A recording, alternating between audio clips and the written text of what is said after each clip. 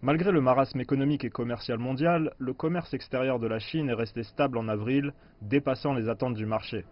Le commerce extérieur s'est élevé à 2500 milliards de yuan, en baisse de 0,7% en glissement annuel.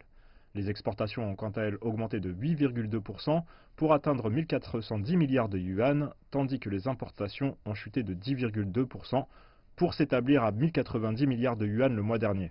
Selon les analystes, des expéditions accrues de fournitures médicales ont contribué à la croissance des exportations d'avril. Les exportateurs chinois ont fourni du matériel médical en abondance pour appuyer la lutte contre l'épidémie.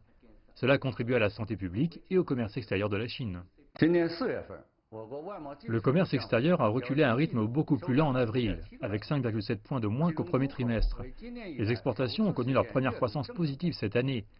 Les chiffres montrent que la Chine a progressivement contenu le virus, les entreprises et la production se sont continuellement améliorées et que les politiques visant à stabiliser le commerce extérieur commencent à faire effet. Bien que le commerce extérieur de la Chine soit resté résilient en avril, les analystes affirment que l'onde de choc provoquée par la pandémie ne devrait pas être sous-estimée au second semestre. Les défis proviennent principalement de la diminution de la demande à l'étranger et des perturbations de la chaîne d'approvisionnement.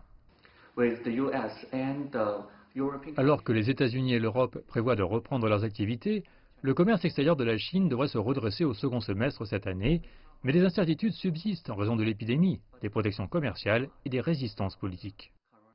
La Chine a diversifié ses partenaires commerciaux pour amortir le choc extérieur.